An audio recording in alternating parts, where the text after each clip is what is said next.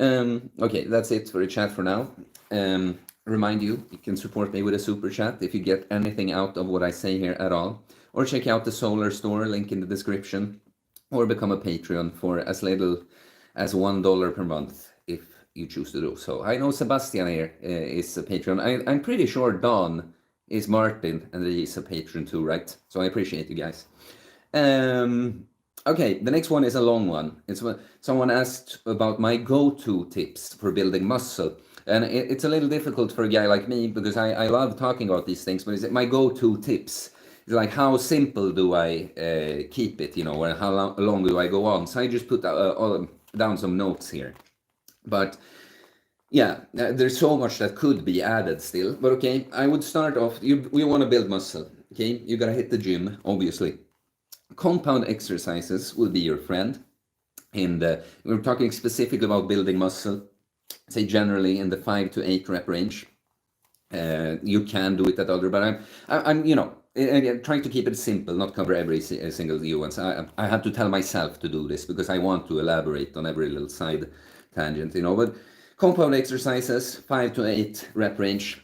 And your friends will be like the deadlift, Romanian deadlifts, squats, weighted chin-ups, weighted dips, barbell rows, seal rows, the bench press, of course, shoulder press.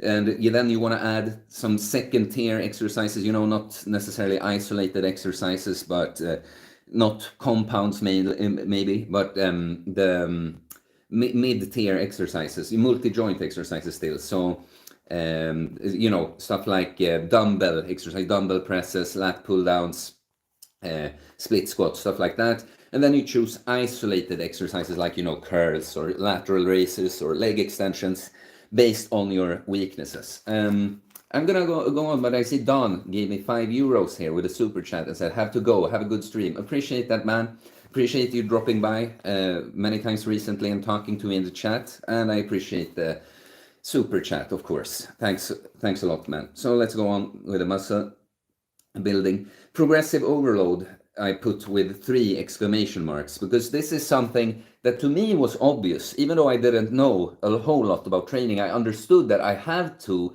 I make something up now.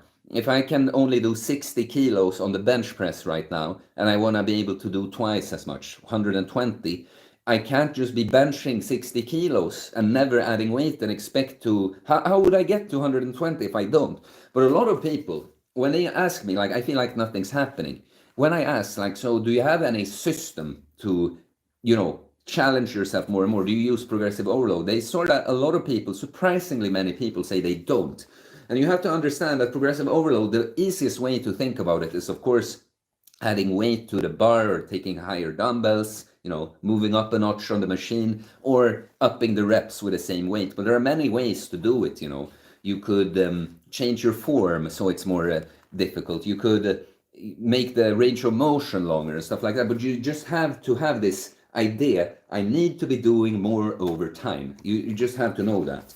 Then I put train to failure or close to it. This is a big debate with all especially the science-based guys, the intellectual people. It's not that I completely throw studies out the window, but I see them as inspiration. And I do the true science, the true studies myself in the gym, And in my experience, train to failure or close to it is superior for building muscle. You don't have to take every single set to failure, but you should be, on an exercise, the last set at least should be to failure. The exceptions will be the biggest, heaviest exercise like deadlifts and squats. So you don't really, the intensity has to be high enough, but you don't necessarily have to grind out a failed rep in a squat or a deadlift. You'll get away with saving a couple in the tank, But you see, the general point is train fucking hard and to failure.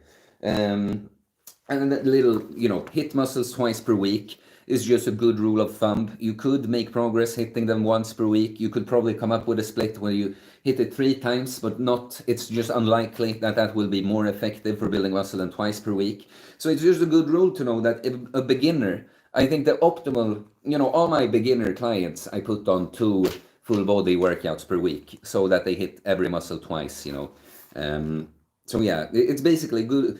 Twice per week is better than one most of the time. 3 times per week is not necessarily better than two. Then I put just form over weight, especially for the purpose of building muscle and not just getting strong. Form is going to be more important. My leg development, for instance, I feel like it became better now when I didn't have bad form before, but I did like sort of a more of a powerlifting squat, but it was a high bar squat, but I did it to parallel, 90 degrees. And now I've lowered the weight much and I go all the way down. And I feel like even though it's a smaller number on the bar, but I still feel like I build more muscle because it's a longer range of motion, right? So form is going to be more important than weight. Drop your ego, basically, if you want to build muscle. And then I put consistency over perfection. That's the thing also. A lot of people, they try to they have the ambitious plan with everything they do. They might stick to it for a couple of weeks. Then something happens and they go off program and then they lost it. And being consistent, having some shitty workouts or some incomplete workouts, but then getting back on it and then trying to lay it as much as possible, that will always be better than trying to be perfect. Trying to be perfect is often, either you put too high expectation on yourself, so when you go off that, you just feel like a failure and quit, or you just end up procrastinating. You never feel ready because I need to know the perfect plan. I need to know the perfect way to do things. Just remember that guys like me, it was my consistency and willing to not be good and try things and adapt.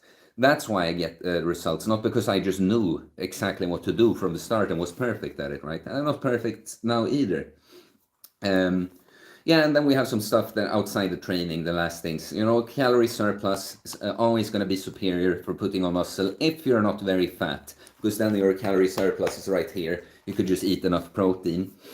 High quality foods with carbs, in my opinion, the good kinds of carbs, rice, potatoes, fruit, honey, animal fats and protein. That's just gonna, yeah, it's gonna, the better, you see it as you stimulate in the gym. It's like you plant the seed in the gym, and then like how well do you take care of your plant? How the quality of the water you water, the soil you put the seed in. So that would be the food, but also the sleep, of course. Sleeping 6 to 8 hours at least. And don't go to bed or go to sleep later than 10 at night, preferably. The first couple of hours there before midnight are the most, they are worth more and they're highest quality.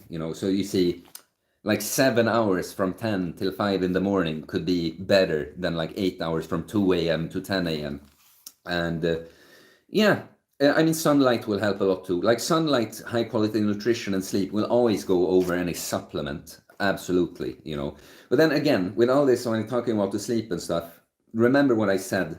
The consistency over perfection, always. It's not that you can't build muscle just because you sleep less than optimal. It's not that you can't build muscle because your diet is not on point yet, etc.